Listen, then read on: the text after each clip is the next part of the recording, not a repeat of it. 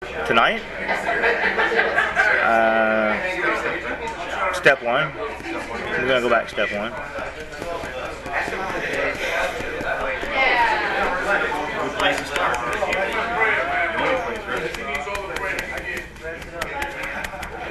I don't talk about step one though. I talk about them all. I listen to you. They're so easy, you know. How can you spend the whole meeting talking about one step? Let's see. This is like sponsorship on wheels.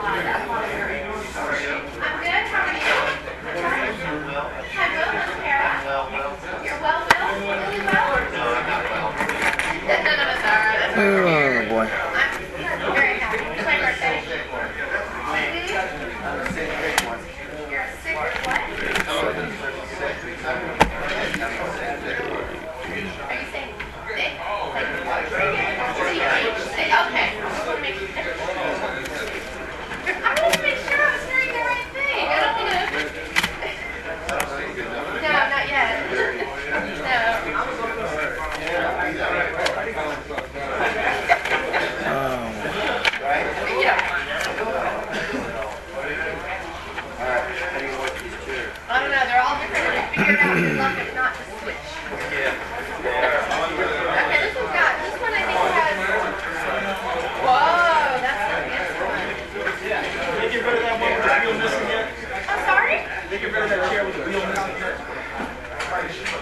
I think I saw 3 people tip over in that one night, yeah. 3 people got in and out of it and it almost flipped on every one of them. Like, this is better than Disney. Oh, there we go. Second floor.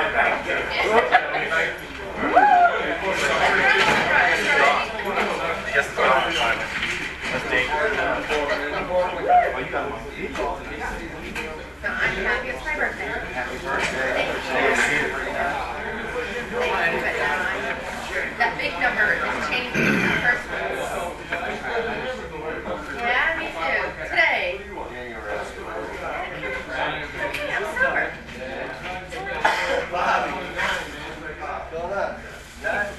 Still, you know, I could wear my food, but that's okay.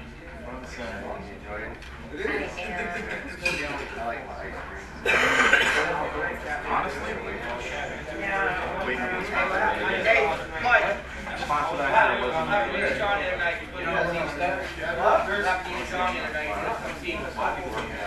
sponsor that I can honestly. Oh, you didn't have money or something? That was about Didn't work out. 2 months ago. Hey, how's it going? Okay, thanks. Can you do me a huge favor? When you refer to anything in the book, can you just say the page number that you're on so I can follow along? Okay, I usually do. I usually You say do it so sometimes you forget, fast. and as, by the time I actually find it, you're done talking about whatever it is. So I'd really appreciate it. Okay. Thank you. Well, you managed to do that. What is positive or alcohol? To me? Well, you don't have to commit. To me, it means if I take one drink, I don't have to power. That's the same question. It's gonna be fun. I say it. Well, yeah. You don't have to drink or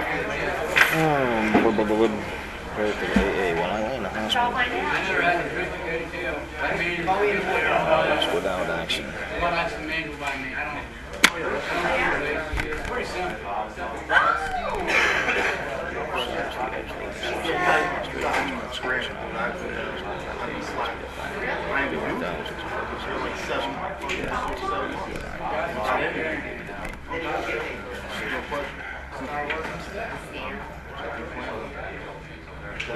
Would you want to see it? I got some of those. Y'all want to hit There's a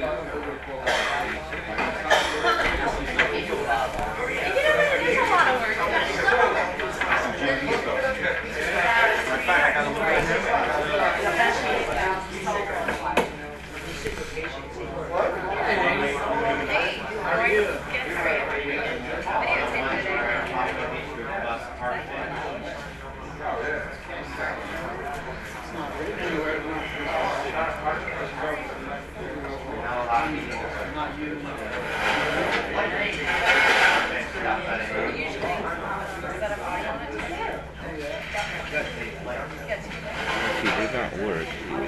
drink again, and if you drink, you will surely die. Then faith would be dead indeed, for this is just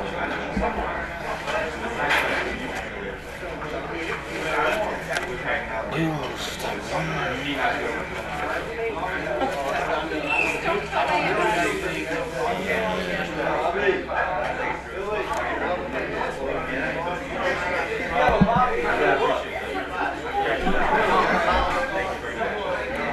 Pass it on.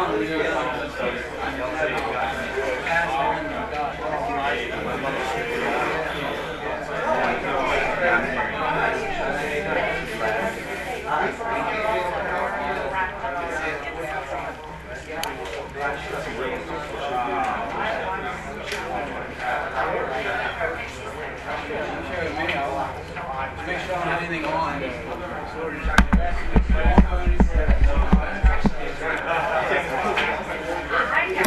I'll work with Stephanie. Alright, out there. Hello everyone, welcome to the Bottom Line Group of Alcoholics Anonymous. This is a closed meeting of Alcoholics Anonymous. We ask that you silence your cell phones and pagers at this time, and please refrain from cussing when you share. In support of AA singleness of purpose, attendance at closed meetings is limited to persons who have a desire to stop drinking. If you think you have a problem with alcohol, you are welcome to attend this meeting. We ask that when discussing our problems, we confine ourselves to those problems as they relate to alcoholism. Please join in a moment of silence, followed by the Serenity Prayer.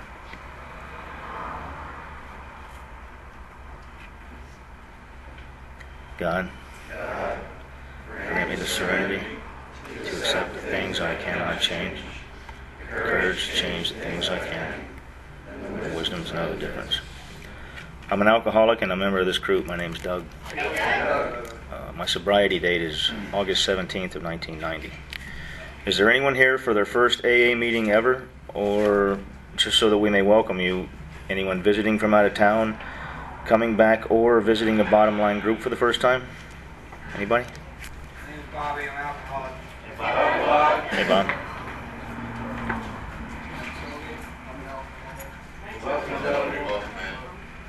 Yeah, over here. Glenn, alcoholic. What's up, Glenn? Justin, I'm an addict and alcoholic. Hey, Josh. Kevin, Yeah. alcoholic. Hey, Kevin. Okay, Alcoholics Anonymous is a fellowship of men and women who share their experience, strength, and hope with each other that they may solve their common problem and help others to recover from alcoholism. The only requirement for membership is a desire to stop drinking. There are no dues or fees for AA membership. We are self-supporting through our own contributions.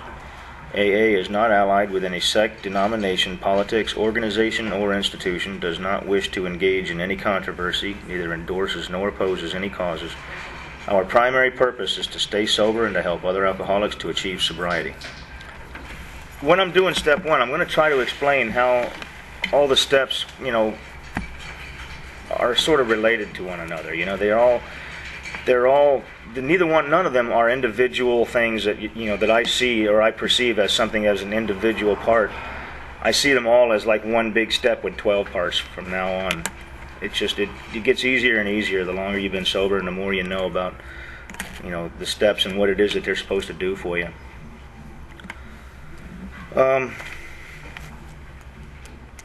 I guess the first thing would be Bill Wilson. He wrote the 12 steps. In Bill's story is Bill's first step. He goes through all 12 steps within his story. And Bill's first step is on page 8 in Bill's story of Alcoholics Anonymous, Big Book. Another thing I want to say is I heard someone else say that nowhere else in Alcoholics Anonymous are the steps outlined precisely what it is you're supposed to do and why you're supposed to do it. A lot of people have the misconception that it's in the 12 and 12, but it's not. The 12 and 12 does not have directions for the 12 steps. It just sort of tries to build on what the Big Book gives you is what it does. It really doesn't.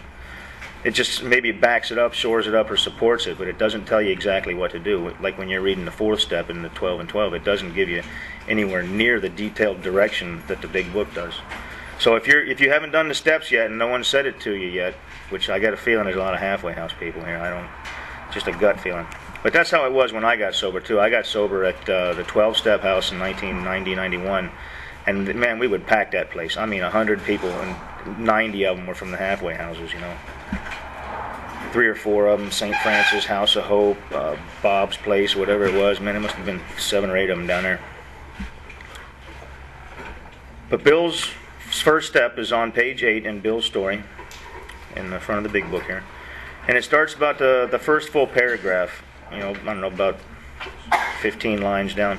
And it says, "No words can tell of the loneliness and despair I found in that bitter morass of self-pity. Quicksand stretched around me in all directions. I had met my match. I had been overwhelmed. Alcohol was my master." You see, right there, Bill, he's admitting this. And that's one of the things I like to point out to my sponsees, is that the step 1 will not get you sober or keep you sober. The fact that I know that I'm powerless over that first drink does not keep me from reaching for that first drink the next time it comes up. I belly up to the bar and swear that I'm not going to drink. I'm going to have orange juice or something. I'm just going to hang out. And, you know, every time I end up, well, you know, maybe I can just have one. That's what I'll do tonight. I'll just have one. And how many years can I tell you that went on? I don't know. Alcohol was my master. Trembling, I stepped from the hospital a broken man. Fear sobered me for a bit. And fear sobered me for a bit is one of the 2 things that will get alcoholics sober. When my sponsees, a lot of them, they go out and drink, and they call me and they say, what should I do? And the first thing I tell them, not out of being cold-blooded, but just because I don't know what else to do other than to tell them to drink up. And they say, "What should I do?" I say, drink up, man. You need any money? I'll loan you $20. You know, you can knock yourself out. And fear is what's going to get me sober. That's what happened to me. All I can do is share my experience with the steps. And what happened to me was I went 2.5 years, after I had learned that Alcoholics Anonymous had the solution of complete abstinence, and I didn't think that's what I wanted at the time. I went about 2.5 years of getting a month sober, 2 months sober, 6 months sober, 1 month, 2 months, 4 months, and I kept doing that. I'd keep getting 4 months sober, and I'd drink again. 5 months, I'd drink again. That's what kept going over and over again. And I look back on it, and I know that it was fear that was keeping me sober for those periods of time, whatever it might have been. Maybe some people might do 4 years, 5 years on fear without actually doing the steps to put faith between you and that first drink. But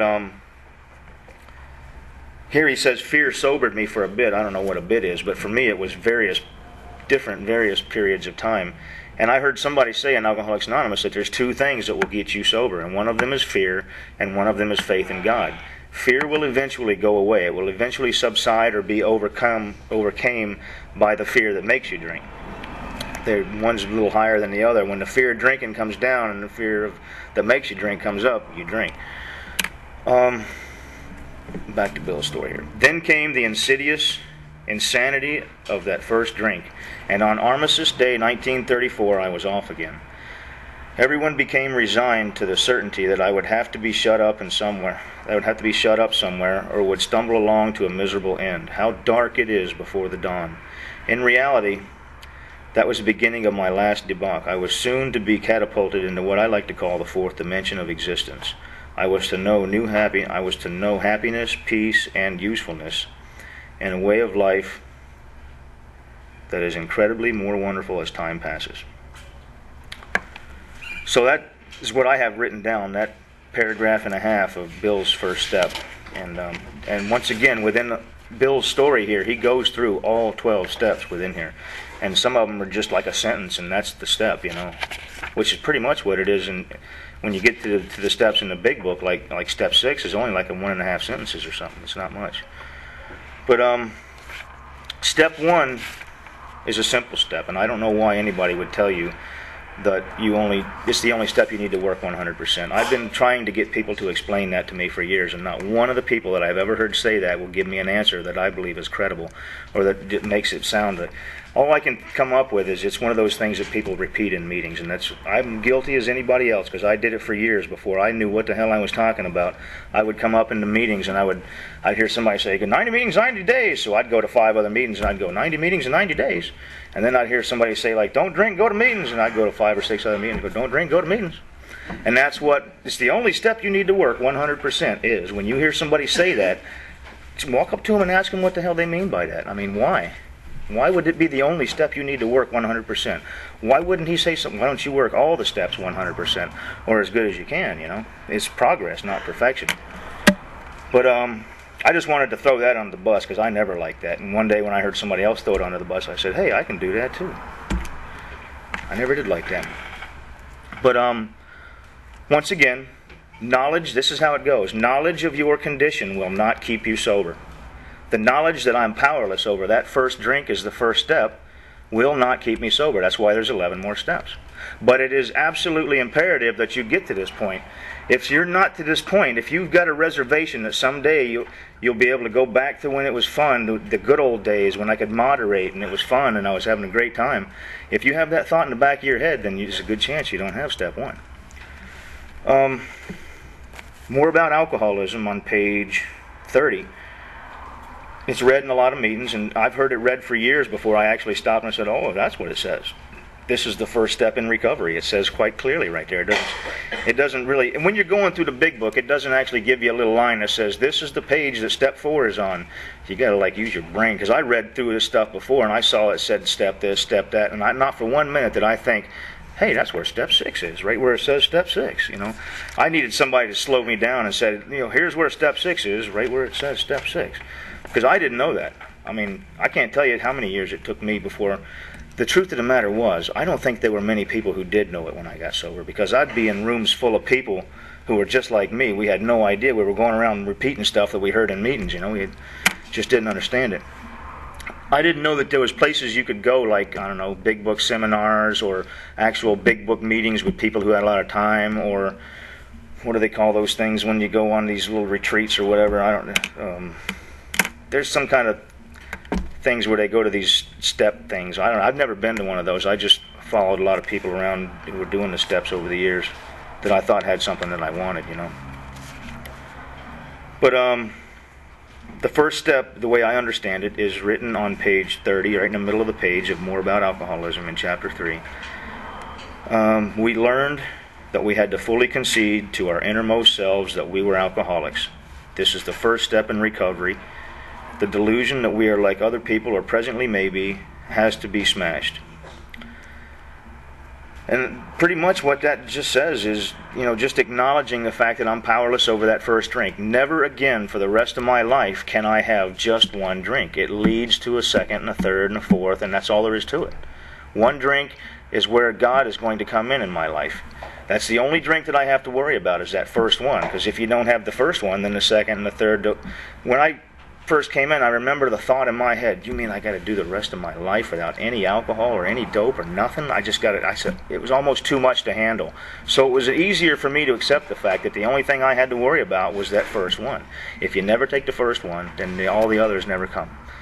And that's where God's going to come in. He's going to step between me and that first one. And that's exactly how it's happened to me over the years.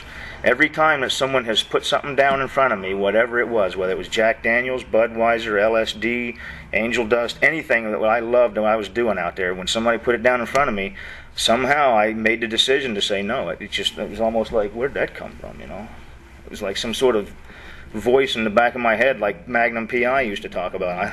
All I can tell you is it happened to me. I was completely powerless over that stuff. And after doing the steps the way that they were outlined, all of a sudden I'm able to turn this stuff down. That's all there is to it. That's how simple the steps are. But remember that the knowledge of your condition won't keep you sober, and that's what we're talking about here in the first step, that I'm powerless over alcohol. That will not keep me sober. So working that 100%, I worked at 100% for years in the bars, I'm powerless over alcohol. Give me another one. It didn't work, So you got to have the rest of the steps. Another way I like to look at the first step is you got to look at Alcoholics Anonymous and the program of recovery as a whole and what it is that we're doing in here. And what we're doing in here, basically, without getting religious or anything, is it's a faith in God thing, believe it or not.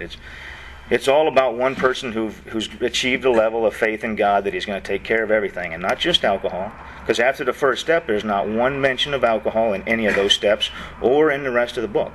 This is about the last time they speak of alcohol.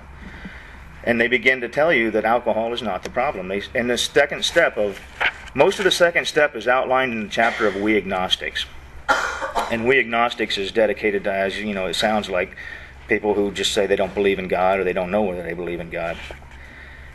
And I believe in the chapter of We Agnostics it says on page 45, I'm not doing the second step, I'm just reviewing how the first step comes into play and why it's imperative that you do this first step before you can go on to the second step. It's that simple. And I was going to get to that in a minute, but let me just show you this 45, about the first full paragraph from the top there.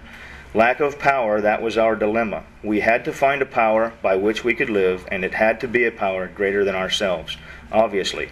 But where and how were we to find that power? That's exactly what this book is about. So that's what we're saying here, is alcohol is not the problem. Lack of power is my dilemma.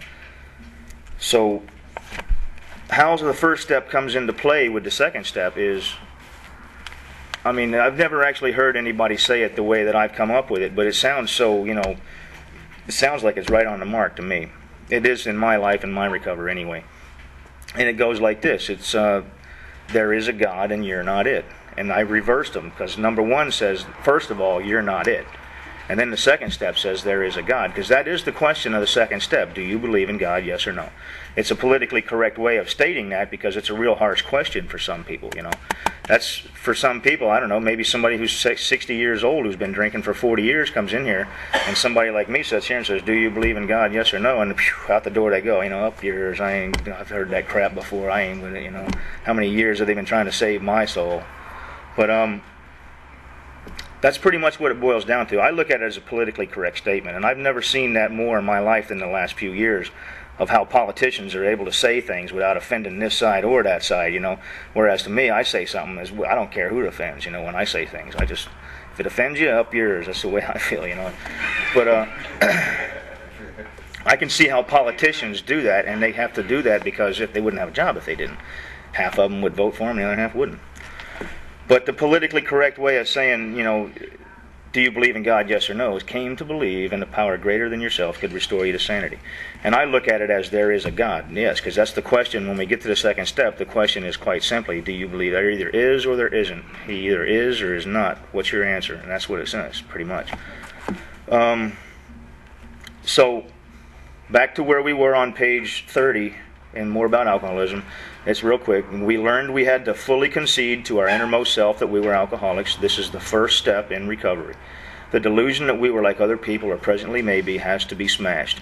And what it is that has to be smashed is that I can ever pick up one drink of alcohol and it not lead to a second and a third and who knows, 6 months of absolute, blackouts and hurting everybody that cared about me at once more,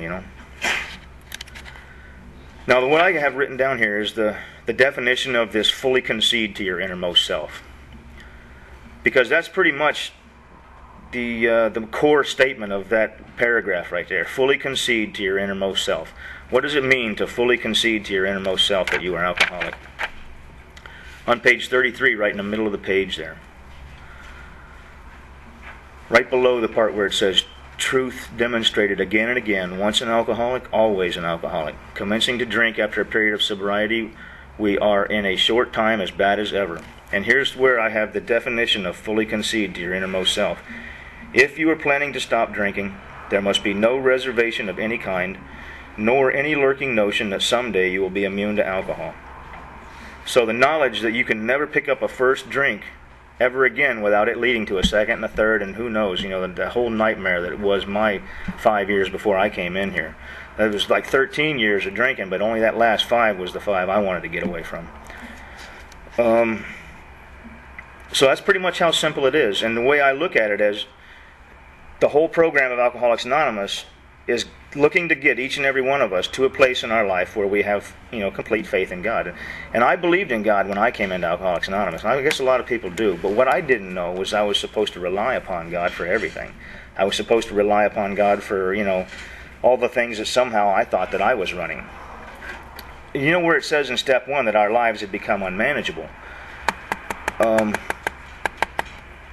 I heard somebody say one time that for the rest of your life, your life will be unmanageable. Not just now. You're admitting this from now on because God's the one who's managing it anyway. Who was I to think that I was managing something? I can't even manage my heartbeat. I can't turn it off or turn it on. I can't manage my breathing. I can hold my breath till I pass out, but I start breathing again. I'm not the one who's running the show is basically what it says. And what we're talking about here is my life is unmanageable because I'm not the one who's running the show. I'm going to acknowledge the fact that God is the one who's managing it, and I'm going to let Him run the show. And all I'm going to do when I get to the 12th step is try to find what it is He wants me to do. He's going to take care of everything else, all right? He's going to take care of, the weather, the whatever it is, tsunamis, the Pope. It's no longer my business. I'm not the one who's running the show. And that's basically what we're talking about here. Somehow I thought that I was the one who had something to do with anything, and it wasn't. I'm nobody. That's who I couldn't even run my own life. I like to say that when I get to the step with the prayers in it, when the 11th-step prayer that I pray only for the knowledge of His will for me. I don't pray for anything else but that. Because, who am I to try to tell God how to run the universe? I can't even run my own life. But, so step 1, and one of the ways that I look at it in a very simple way is that I'm not God. And in order to come to a place in my life where I rely completely and have complete faith in God, and all I do is try to find what it is He wants me to do. And it's not no spooky stuff, it ain't creepy stuff. It's real simple. It's just when someone calls on the phone, I answer the phone and they go, hey, I need help. I go, all right, I'll be right there. Instead of, again, man, I don't want to hear it and hanging up, That was the normal me, was, I ain't giving you no money. There ain't no way. I never did anything for anybody unless there was something in it for me. That's all there was to it. And I still do that every once in a while. Nobody's perfect, but I'm working on it. And that's the whole idea behind Alcoholics Anonymous, is that when I do something for somebody, I don't put any conditions on it. And I do it because I believe I'm doing what God wants me to do. Not because it's something that I'm going to do something for somebody, but I'm going to get something in return for it. I still get something in return, but it comes in the form of how I react to that first drink. When somebody says, here, have a drink, I go, nah, thanks, believe me, you don't want me drinking. And they go, oh, yeah, I think I know you. We don't want him drinking. But, so, geez, I don't know, the first step's so simple, Another thing I like to say is there's only one way. I've heard people say, well, my sponsor's got me on the first step. I'm on like the 5th page or the 6th page. I've been writing for a week, Where? What page is that on, man? I don't see it anywhere. Because none of these books, not even the 12 and 12 says, okay, now you're going to go sit down with a pen and a piece of paper and write this and write that. Because I'll tell you, in here, when you put the pen to the paper, it tells you, put the pen to the paper. And I'll show you just for an instant. We'll go out to the 4th step. That's the first step in which you put the pen to the paper. And the 4th step actually says the words, we listed them on paper.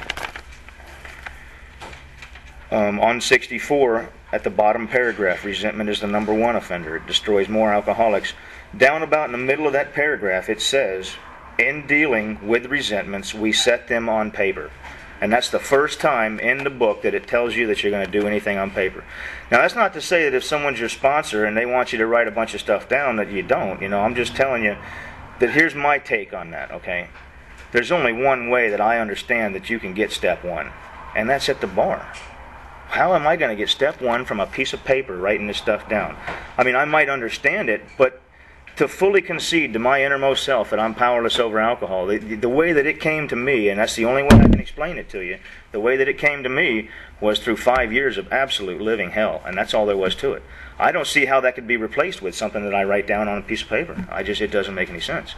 It was something that was very vital and crucial in my life. It was sort of I don't know, it was the turning point in my life that I came to this point that I just, decided that I had been through enough, and I made the decision that running my life on self-will was not what I was going to do anymore when I came to the 3rd step and made that decision.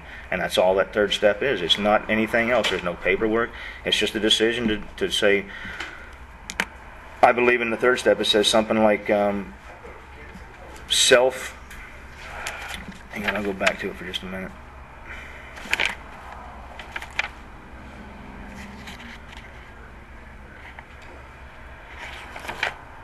Yeah, I guess I didn't study, huh? At the end of how it works is where the third step begins. Okay, here it is. The first requirement. Let me back up just a little bit. Being convinced, we were at step 3, which is that we decided, this is on 60 and the bottom of the page here. Right at the end of how it works on page 60. That's where the third step starts. Being convinced, we were at step 3 in italics, which is that we decided to turn our will and our life over to the care of God as we understood Him. Just what do we mean by that, and just what do we do? Well, they're fixing to tell you exactly what they mean and exactly what to do. That this is not the step that you turn your will and your life over to the care of God. This is only the step that you make the decision to do this. The first requirement, and here's the first requirement of, this important step. The first requirement is that we be convinced that any life run on self-will can hardly be a success. And that, to me, I guess that came to me without the knowledge of the book, without the understanding of it. I remember I was in the Clink one day. Who knows, it might have been my 20th or 30th time in the Clink, and I was doing a weekend or a couple of weeks or something, and I was in the one where they had the steps on the walls down there at the stockade. And I was looking at the third step, and it just dawned on me. I remember looking at it going, well, I got the first one, I got the second one, it's pretty simple, and I was stuck on the third one. No one was helping me. I was just trying to figure it out on my own. And by the way, you know that this book was not written to be, sponsored through it. You weren't supposed to find a sponsor. I mean, how could somebody in Anchorage, in Alaska in 1940, when they just put the book out, start a meeting in Anchorage, Alaska, when all the guys were in Akron, Ohio? You would literally have to go to Akron, Ohio, have somebody sponsor you, and then move back to Anchorage, Alaska. So the book was intended to get you sober without a sponsor. And I tell all my sponsees that too. I say, look, your sobriety is going to be between you and God, and that's all there is to it. And all your sponsor is, he's not your best friend, he's not your banker, he's not your, your loan shark or whatever. Your sponsor is a guide through the steps, and it's that simple. And the steps are in the big book. Exactly what to do and why you're doing them are in the big book and nowhere else. They may be in some other kind of Hazelton stuff or something like that, but in Alcoholics Anonymous and in our approved literature, it's the big book of Alcoholics Anonymous, and I guess they intend on keeping it that way until some people bring in like the principles behind the steps thing. Well, that one still scratches me the wrong way. But first requirement is that we be convinced that any life run on self-will can hardly be a success. And that's the whole idea behind these steps. And that is, I'm going to talk about the two opposite ends of the way I see it, the alcoholic and the sober alcoholic, the drinking alcoholic and the sober alcoholic. And that is God's will and self-will. Almost the two opposite ends of the spectrum, the right and the wrong, the good and the bad, the left and the right. God's will and self-will are the two opposite ends of what we're talking about right here. And my first sponsor used to, and he was a real smart guy, I got to tell you. My first sponsor was one of those guys who would say something in an AA meeting, and you'd have to get in line to talk to him after the meeting. And he always had sponsees all around him all the time. I hardly ever got to talk to him unless I actually set aside a certain time of the week, like my night and my hour, that we would get together and do something. But he was real adamant about the fact that what's really going on inside these steps, and it's real hard to say because it's another one of those politically correct things, is that this is all about growing up. And it's real simple to understand. When you get into the steps, you see that what we're talking about here is adult behavior and childish behavior. Self-will and God's will. The whole thing is real simple. And adult behavior would be along the lines of, thinking about other people and doing things for other people, service to your family, service to your friends, do things for your friends without expecting in return. And the childish behavior would be, taking what you can get from everybody, not concerned about, the people that care about you, and you don't care what, once they say, don't call me anymore, you say, okay, I don't have anything there, you on your way, you find somebody else. So instead of what I could get from those people, I had to start thinking about what I could do for them. And I have to tell you that is the whole solution to alcoholism. Because once you get past this first step, there really is no other talk of alcohol in these steps. They do tell you that alcohol is not the problem, it's only a symptom. I believe that's in the third step, right before the fourth step. We had to get down to the causes and conditions of why we drank. Alcohol is but a symptom of an underlying cause and condition. And that underlying cause and condition is our behavior and how it affects the people in our lives and how it makes us feel subconsciously about who we are. I would have told you, if somebody had said that to me when I was a week sober, a month sober, I would have said, man, I don't know what you're talking about, dude, but I came in here to get sober and stop drinking. Blah, blah, you sound like some kind of shrink up there or something. And I tell you, I went to a lot of those. I went to the House of Hope, and I was there for a little over a year because they never said get out, and I didn't have anywhere to go. So I was there for like I was there for about 13 months or so. But once a week we would have this group therapy thing, and once a week I would have a one-on-one with the guy that ran the whole thing, Paul Swan. He was running the whole House of Hope down there. And I can remember him sitting back in that lazy boy. And I'm going to tell you this because I never had any, psychiatric help or anything throughout my years of life. But this was he was like a certified, had a little plaque on the wall that said he can help people. And he'd just rock back in that lazy boy chair and you'd hear it creaking. And he'd go, so, how'd your day go? And I'd say, I don't know, I got mad at this guy and I got mad and I yelled at that one. And, because I had a crew of like 12 guys back then. I was running a crew of guys on a construction site. That's all I came up with was I was mad at this, mad at that, and I never came up with fears because, I'm a guy, I don't have any fears. And he would always, he said the same thing every week for that whole 13 months that I was there. How did that make you feel, man? I don't know. I remember one day I told him, I don't know how it makes me feel. Every week it's the same thing. How do I feel? I'm angry all the time. And he gave me this list of positive feelings on this side and negative feelings on that side. And I was supposed to go out throughout my day and pull this piece of paper out on a construction site and circle the feeling that I was having. And I'm like, man, that's nuts. I don't know what the hell this. I thought to myself, I said, oh, this is what sobriety and recovery is all about. Later did I know that was a halfway house stuff. And the sad truth is they don't know a whole lot about recovery. And I have no idea why, other than the basic idea here that no one can help an alcoholic like another alcoholic. And as far as I can remember, he wasn't really an alcoholic. I think he said he was sober a certain amount of time or something, but I don't know if he ever was a real alcoholic or not. But I tell you what, he sure didn't talk about steps. But anyway, man, where was I? I got lost. I was trying to take up a little more time. Oh, the group therapy thing. Man, the group therapy was horrible, guys. I got to tell you. We would sit around and everybody would piss, and it was almost like 12 guys sitting around in a circle telling everybody what the worst thing had happened to them today. What a horror. I'm fortunate to have made it through that halfway house without drinking because nobody else did. I've been sober 15 years, and I think I've met one guy at Maroney Chevrolet when I bought my truck there about 7 years ago. I said, I know you from somewhere. And then he said his name. I go, that's it. You were at the House of Hope in 1990, 91. He goes, that was it. And he's the only guy. Oh, actually, the cook was sober. It was a girl from the Stepping Stones. Her name was Janet. And she was running the burger. She was a manager at the Burger King on Davie down there on Griffin and 84. And those were the only two people over all the years that have stayed sober that I've seen, actually. Actually, I haven't seen either one of them 5 or 6 years or whatever. But of all the House of Hope had a turnover of every month.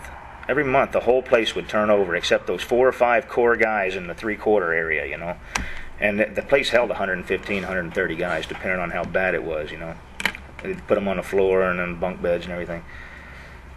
But, anyway, back to the first step. It is not the only step you need to work 100%. And when you hear somebody say that, do me a favor and ask them what the hell they're talking about, because I don't get it. I've been here 15 years, and I did hear one smart guy say, why would you say that to somebody? It's ridiculous. Why? So the first step's the only one I need to work 100%, and I can slack off on that fourth step and that fifth. It don't matter. I just half-ass that thing, and I got the first step 100%. And once again, I have written down in big, bold letters here that knowledge of my condition will not keep me sober. And what we're saying there is basically you have to do the action that's outlined in the following steps. Just the knowledge that I'm powerless over alcohol is a very vital and crucial step to the point of getting to where I'm going to in this sobriety thing. And without it, I probably won't get there because you'll work through the 12 steps and eventually I will drink again because there's a reservation in the back of my head.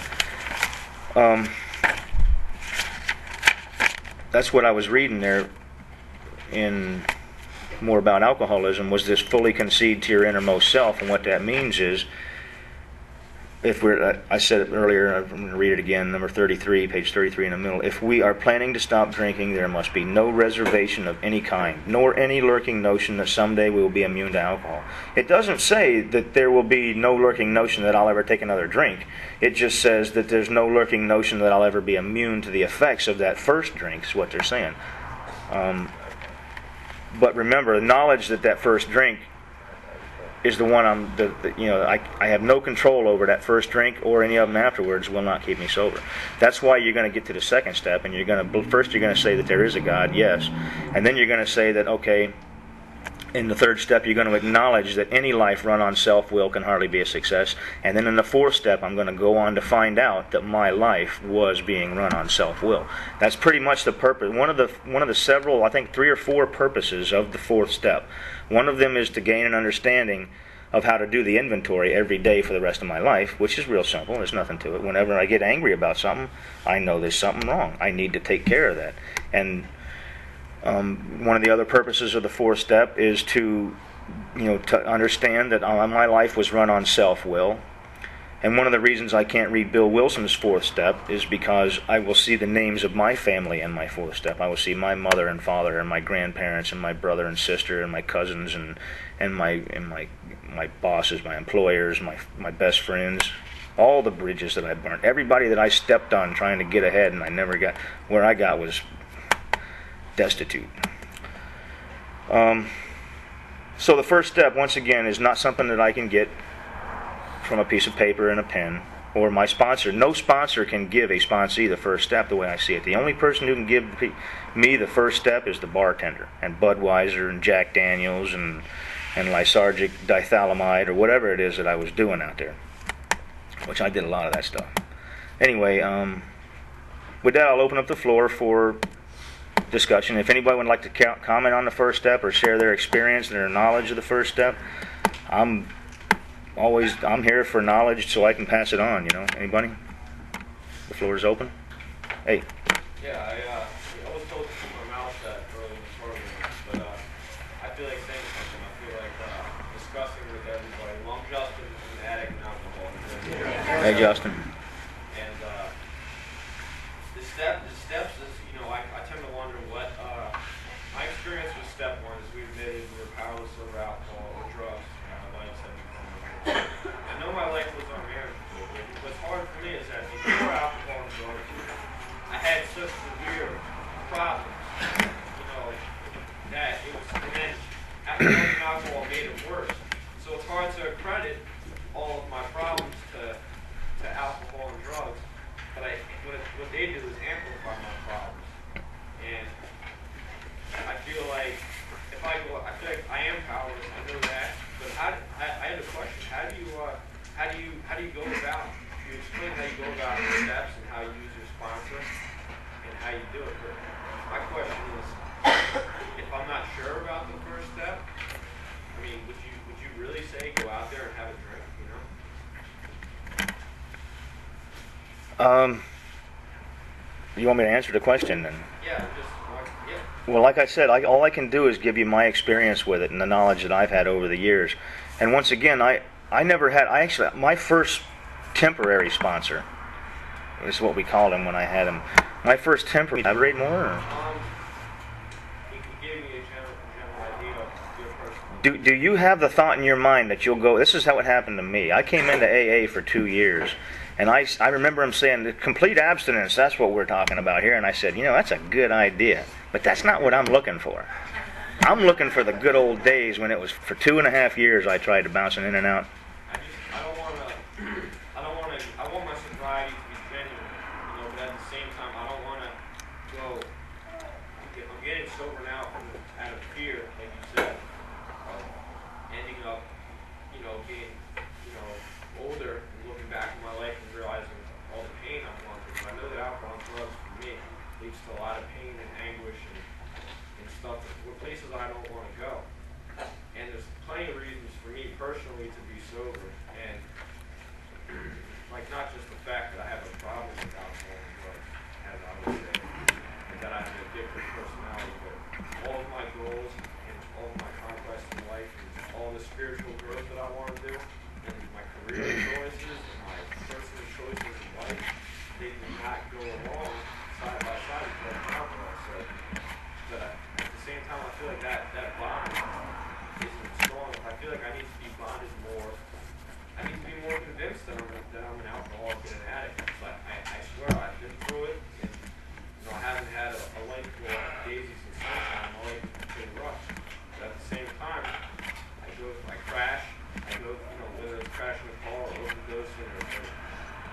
all the things that happen because I don't know, like a week later, I kind of like start to brighten up a little bit, maybe feel a little bit better, and then I forget. And I just don't want to. I don't want to waste anybody's time, But I'm just being honest. I really don't. I totally believe that I'm worried. Yeah, I am scared that I'm scared that I'm gonna waste 6 months down here in Florida, and then I'm just gonna go home and use again. I'm gonna feel like I'll let myself down, and it's a waste of time. And maybe my spot at staying at a Florida house, maybe someone else deserves that spot more than me. Well, let me tell you something that I heard somebody say, and it's real simple. The whole program of Alcoholics Anonymous is simple. Is that sobriety is the inevitable result of working the steps. So, even if you're not an alcoholic, my guess is if you work the steps the way you're supposed to work the steps, even if you wanted to drink socially, you won't need to. I mean, the idea is, the way I understand it, is that my first sponsor used to say, "Why did you drink alcohol?" And I thought he was like some kind of trick question. I'd go, "Oh, I know this is a trick question." And I said, because it made me feel good, And he said, "That's exactly why you drank alcohol." And what time did you start drinking alcohol? And I said, I don't know, roughly 13, I guess, 13, 14, something like that. He said, exactly, that's the exact same time that almost every person starts drinking alcohol. So what is it that happens to all human beings at the age of 13, 14? They begin to go through puberty. They begin to take that stage in which they're going to go from a child to an adult. And that's where my life took that turn. I was supposed to continue to grow into an adult and become an adult, and no, I took this alcohol turn, and I just drank for years and years and stayed that child. But what I'm saying is that even if you don't think you're an alcoholic or not, try doing the steps exactly the way that they're outlined. I believe what you may or may be struggling with there is the willingness to do what it is that you have to do, because this really does it's literally going to turn my life around. It's going to turn anyone's life around from thinking of myself all the time and what I can get from people and what I can get from this and that and all, what I can wrest from the world, to what can I do for the world?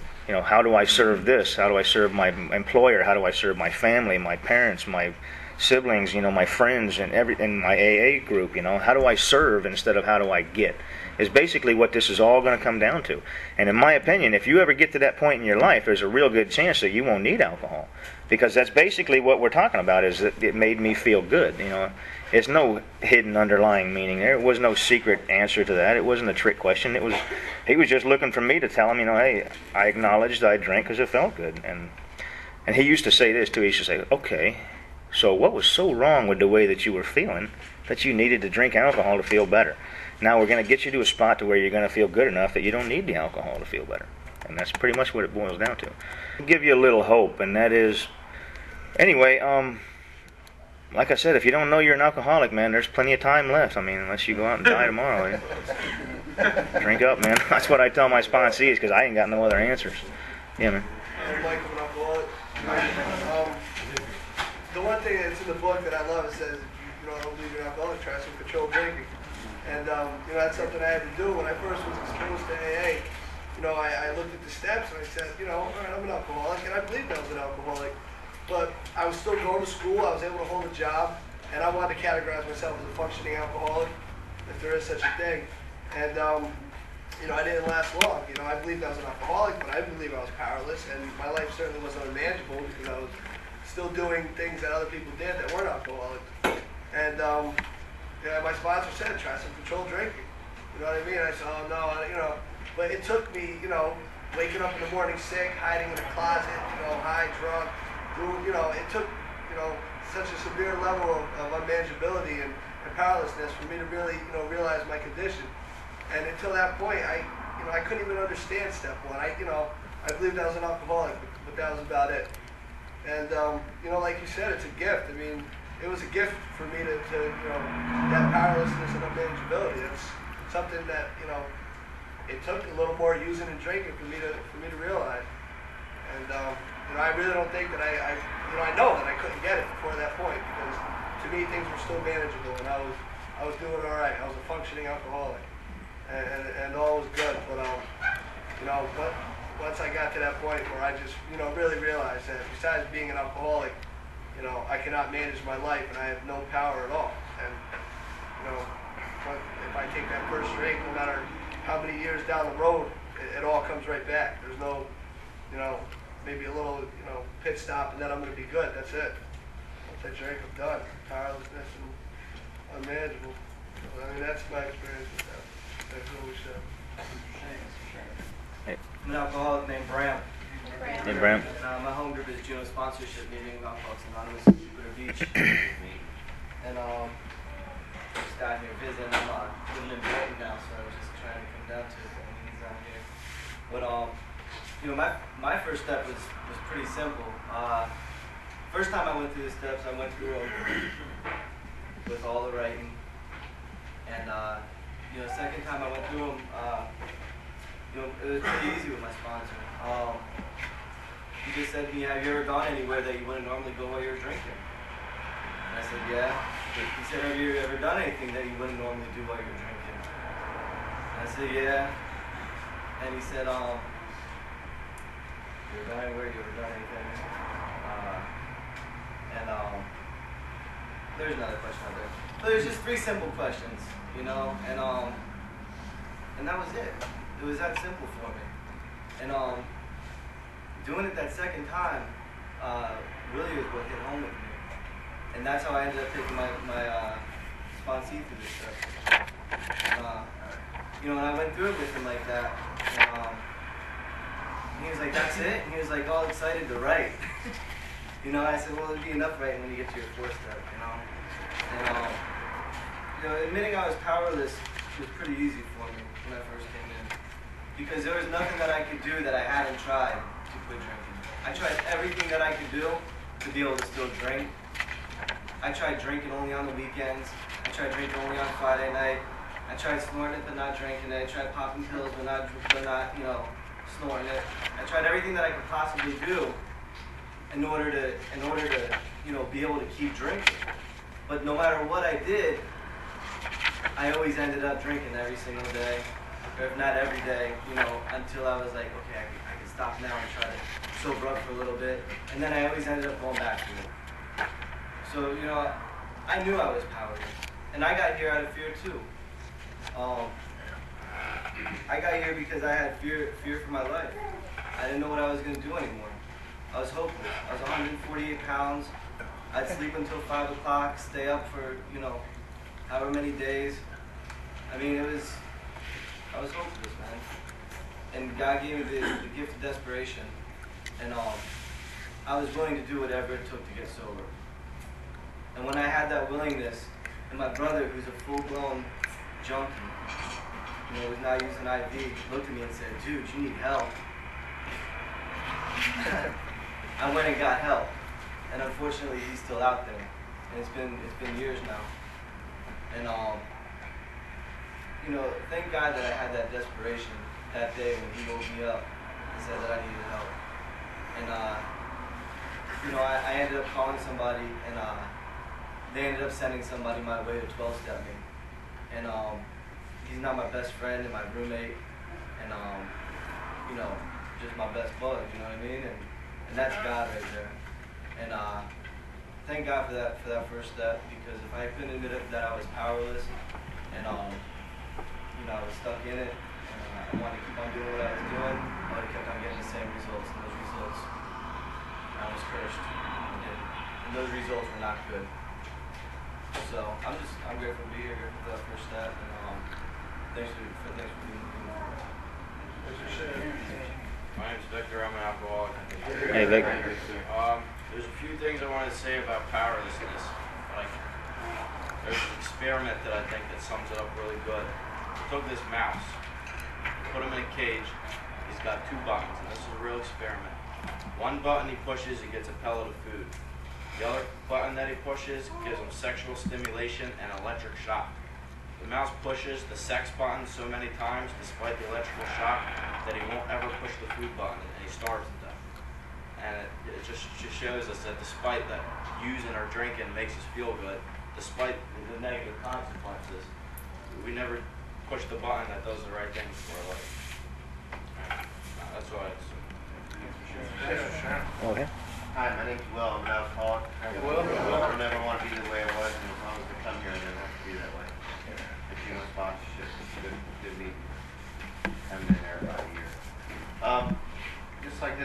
said, I had to have the gift of desperation. You know, they talk about getting off the elevator. You know, I had to get off the elevator on the street. You know, street level, for me to find out that I was powerless over alcohol. You know, they talk about that. You know, that point in the big book where you can't see you drinking or not drinking. I mean, that's what it took for me. You know, and this is my like third attempt. You know, I had 10.5 years. Now I got over a year, and I went out because I got away from AA and got back in the cell. But when I went out after 10.5 years, it was like full speed ahead, and I had to lose everything. I had to get to desperation before I could take that first step. Thanks for letting me share. Yeah, one more. I'm Chris, and I'm an alcoholic. I didn't get sober till I was 40, and I did the stuff of, I intuitively knew that after 20 years of drinking every day, I knew that I couldn't drink one drink, and I knew all the different stuff that described, but I guess the point I want to get to is that you don't, the 12 and 12 is written partly in order to make it easier for people who are not as desperate, who haven't hit the total bottom. And there's a whole section of stories in the back of the book. We stopped in time, or they stopped in time. It's that there is an intellectual process that'll help you, like, go through your drinking history, and if you look at it, you can see the part of step 2 that you need to be restored to sanity. If you can see that behavior is insane, then there's something that you can do about it. And so it's not that the answer. I guess what I'm saying is the answer isn't just go back out and drink again. Work at it a little bit first, because thanks. I got written here, the 2 questions are actually written in the big book here, that in the chapter of We Agnostics. And then, you see those things that says 10 questions and all that, and you answer them questions. I've seen that too. I think there's even one of them in one of those flyers over there. But it's on page 44, right at the top of the page of chapter 4, We Agnostics, the chapter that's almost entirely dedicated to step 2. If when you honestly want to, you find you cannot quit entirely, or if when drinking you have little control over the amount you take, you are probably alcoholic. So those are like the only 2 questions that they come up with in here.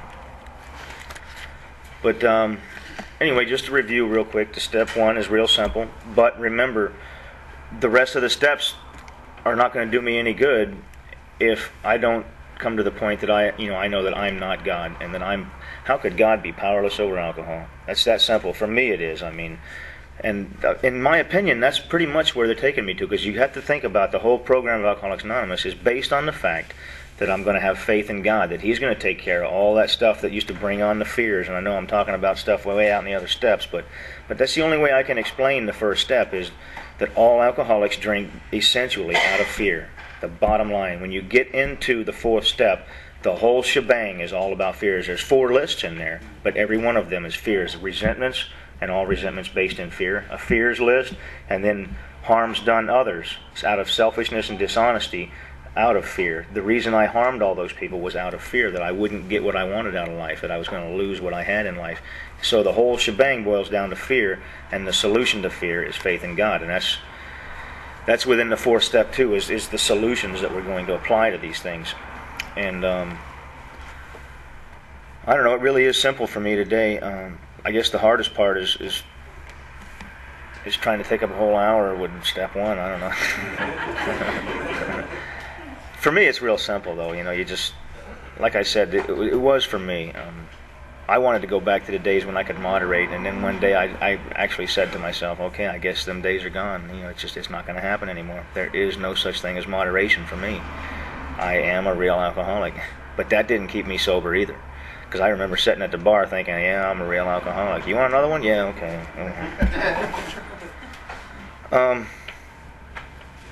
We'll do step 2 next week and see if anybody puts their name up on May, because I just went through the 12 and we're doing it for the 2nd time. But that's all right, because usually I have people asking me, hey, when are you going to be done? I want to do it now. But with that, we're going to pass the baskets and get your money before you leave. Keep that air conditioner running that somebody turned off. No, it's still running. Somebody keep turning it off. Okay, the baskets are passed in accordance with our 7th tradition, which says we got to pay the rent and keep the air conditioner on.